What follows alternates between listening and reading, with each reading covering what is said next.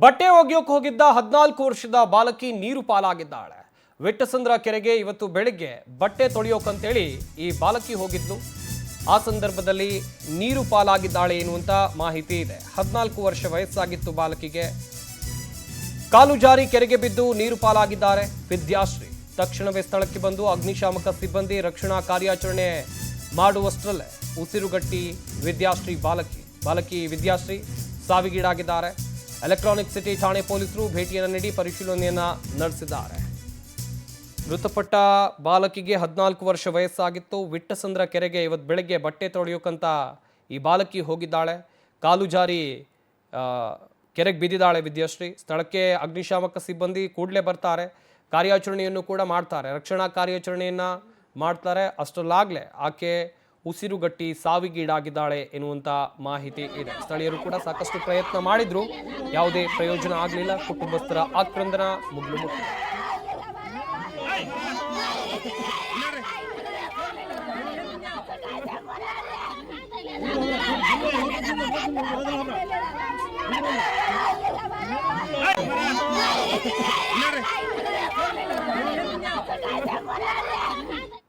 ಒಂದು ಕರೆ ಬರುತ್ತೆ. ಒಂದು 11:11ರಲ್ಲಿ ಏನು ವಿಟ್ಸಂದ್ರ ಕೆರೆಯಲ್ಲಿ ಒಂದು 14 ವರ್ಷದ ಹೆಣ್ಮಗು ತೀರೋಗಿದೆ ಅಂತ.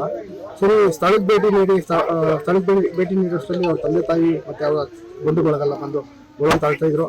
ಮತ್ತೆ ಏನು ಈ ಮಗುನ ಹುಡುಕೋದಕ್ಕಂತ ಪಾಪ ಇಲ್ಲಿ ಇರ್ತಕ್ಕಂಥ ಜನಗಳೆಲ್ಲ ಸಹಕರಿಸಿ ಮಗುನ ಹುಡುಕೋದಕ್ಕೆ ಪ್ರಯತ್ನ ಪಡ್ತಾ ಇದ್ರು. ಅಷ್ಟರಲ್ಲಿ ನಮ್ಮ ಕೆರೆಯ ಟೆಂಡರ್ ತಗೊಂಡಿರ್ತಕ್ಕಂಥ ನಾರಾಯಣಸ್ವಾಮಿ ಮತ್ತು ನಾನು ಇಬ್ಬರು ಸೇರಿಕೊಂಡು ಫೈರ್ ಸ್ಟೇಷನ್ಗೆ ಮತ್ತು ಪೊಲೀಸ್ ಸ್ಟೇಷನ್ಗೆ ಮತ್ತು ಪಂಚಾಯತಿ ಅಧಿಕಾರಿಗಳಿಗೆ, ರೆವಿನ್ಯೂ ಡಿಪಾರ್ಟ್ಮೆಂಟ್ಗೆ ಎಲ್ಲರಿಗೂ ಮಾಹಿತಿ ಕೊಟ್ಟು ಅವ್ರನ್ನ ಈ ಬಗ್ಗೆ ಇನ್ನಷ್ಟು ಮಾಹಿತಿಯನ್ನು ಕೊಡ್ತಾರೆ ನಮ್ಮ ಆನೇಕಲ್ನ ಪ್ರತಿನಿಧಿ ರಾಘವೇಂದ್ರ. ದೂರವಾಣಿ ಸಂಪರ್ಕದಲ್ಲಿ ಜಾಯ್ನ್ ಆಗ್ತಾ ಇದ್ದಾರೆ. ರಾಘವೇಂದ್ರ, ಈ ಬಾಲಕಿ ಒಬ್ಳೆ ಕೆರೆಗೆ ಬಟ್ಟೆಯನ್ನು ತೊಳೆಯೋಕೆ ಹೋಗಿದ್ಲ. ಆ ಸಂದರ್ಭದಲ್ಲಿ ಆ ಕೆರೆ ಅಕ್ಕಪಕ್ಕದಲ್ಲಿ ಸುತ್ತಮುತ್ತ ಯಾರು ಇರ್ಲಿಲ್ವಾ? ಏನಾಯ್ತು ಅಲ್ಲಿ ನಿಜಕ್ಕೂ?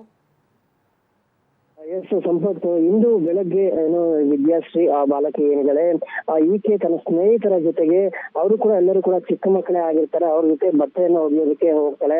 ಆ ಸಮಯದಲ್ಲಿ ಬಟ್ಟೆಯನ್ನು ಒಗೆದು ಬರುವಾಗ ಕಾಲನ್ನ ಜಾರಿ ಕೆರೆಗೆ ಬೀಳ್ತಾಳೆ. ಆ ಸಂದರ್ಭದಲ್ಲಿ ಅಲ್ಲಿ ಇದ್ದಂತವ್ರು ಎಲ್ಲರೂ ಕೂಡ ಚಿಕ್ಕ ಚಿಕ್ಕ ಮಕ್ಕಳೇ, ಅವಳ ಒಂದು ವಯಸ್ಸಿನ ಮಕ್ಕಳೇ ಆಗಿರ್ತಾರೆ. ಹಾಗಾಗಿ ಅವ್ರು ಯಾರು ಕೂಡ ಆ ಒಂದು ಬಾಲಕಿಯನ್ನ ಕಾಪಾಡ್ಲಿಕ್ಕೆ ಸಾಧ್ಯವಾಗಿಲ್ಲ.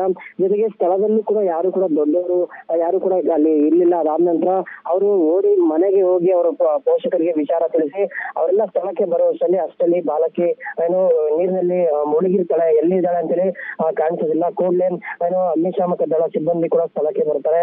ಅವರು ಬಂದು ಏನೋ ಶೋಧ ಕಾರ್ಯವನ್ನು ಕೂಡ ಮಾಡ್ತಾರೆ. ಆ ಸಂದರ್ಭದಲ್ಲಿ ನೀರಿನಲ್ಲಿ ಮುಳುಗಿ ಉಸಿರುಗಟ್ಟಿ ಆಗಾಗ್ಲೇ ಬಾಲಕಿ ಸಾವನ್ನಪ್ಪಿರ್ತಾಳೆ. ಸದ್ಯ ಅಗ್ನಿಶಾಮಕ ದಳದವರು ಮೃತದೇಹವನ್ನ ಹೊರಗೆ ತೆಗೆದು ಮರಣೋತ್ತರ ಪರೀಕ್ಷೆಗೆ ಈಗ ಕಳಿಸಲಾಗಿದೆ. ಎಲೆಕ್ಟ್ರಾನಿಕ್ ಸಿಟಿ ಪೊಲೀಸರು ಕೂಡ ಸ್ಥಳಕ್ಕೆ ಭೇಟಿ ನೀಡಿ ಪರಿಶೀಲನೆ ಕೂಡ ಮಾಡಿರುವಂತದ್ದು. ಪ್ರಮುಖವಾಗಿ ಈ ಒಂದು ಕೆರೆ ವಿಚಾರದಲ್ಲಿ ಸ್ಥಳೀಯರು ಸಾಕಷ್ಟು ವರ್ಷಗಳಿಂದ ಒಂದು ತಂತಿ ಬೇಲಿಯನ್ನ ಮಾಡಿ ಕೆರೆ ರಕ್ಷಣಾ ಕವಚ ಒಂದು ಮಾಡಬೇಕು, ಆದ್ರೂ ಕೂಡ ಅಂತೇಳಿ ಸಾಕಷ್ಟು ಅಪ್ಲಿಕೇಶನ್ಸ್ ಅನ್ನ ಸ್ಥಳೀಯ ಪಂಚಾಯತಿ ಆಗಿರ್ಬೋದು, ಸಂಬಂಧಪಟ್ಟ ಇಲಾಖೆ ಅಧಿಕಾರಿಗಳಿಗಾಗಿರ್ಬೋದು ಸಾಕಷ್ಟು ಬಾರಿ ಅವರು ಒಂದು ಅಪ್ಲಿಕೇಶನ್ ಕೂಡ ಹಾಕಿರ್ತಾರೆ. ಆದ್ರೆ ಇದುವರೆಗೂ ಕೂಡ ಯಾವುದೇ ಒಬ್ಬ ಪಂಚಾಯತಿ ಅಧಿಕಾರಿ ಆಗಿರ್ಬೋದು, ಬೇರೆ ಯಾವುದೇ ಅಧಿಕಾರಿಗಳಾಗಿರ್ಬೋದು ಈ ಒಂದು ಕೆರೆಗೆ ಒಂದು ರಕ್ಷಣಾ ಕವಚವನ್ನು ನಿರ್ಮಾಣ ಮಾಡುವಲ್ಲಿ ವಿಫಲರಾಗಿದ್ದಾರೆ ಅಂತಾನೆ ಸ್ಥಳೀಯರು ಆರೋಪವನ್ನು ಕೂಡ ಮಾಡ್ತಿರುವಂತದ್ದು. ಸಂಪತ್, ತಮ್ಮೆಲ್ಲ ಡೀಟೇಲ್ಸ್ಗಾಗಿ